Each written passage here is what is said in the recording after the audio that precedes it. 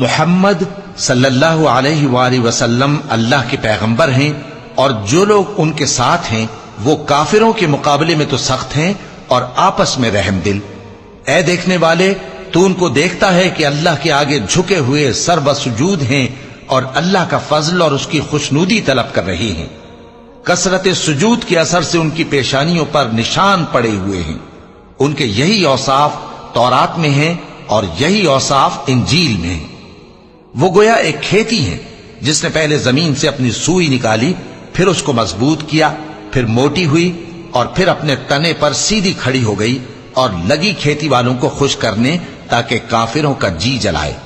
جو لوگ ان میں سے ایمان لائے اور نیک عمل کرتے رہے، ان سے اللہ نے گناہوں کی بخشش اور اجر عظیم کا وعدہ کیا ہے۔